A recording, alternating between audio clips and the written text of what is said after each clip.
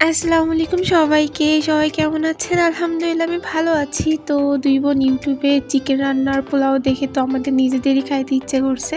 তো যেই ভাবনা সেই কাজ, আম্মুকে বললাম। তো আম্মু বলল, "ঠিক আছে আমি রান্না করে দিচ্ছি।" তো আমি আম্মুকে বললাম যে, "না আম্মু তোমার করতে হবে না, আমি নিজে রান্না করি।" তো এইদিকে সব মাংস মাখায়ে বসাই দিছি। আর এটা ভালোভাবে আস্তে, আস্তে সিদ্ধ হতে থাক। আমি এটাতে আগে পানি দিই নাই। কারণ চিকেন দিয়ে যে পানিটা বের হয়ে যাবে সেটাতেই চিকেনটা ভালোভাবে সিদ্ধ হয়ে যাবে। পরে কিছুটা পানি দিলেই হয়ে যাবে। তো আমি এর জন্য আর কি ভালোভাবে কষাইতেছিলাম আর এক হাত দিয়ে ফোন ধরে রাখতেছিলাম। এর জন্য একটু নাড়াচাড়া করতে অসুবিধা হচ্ছিল।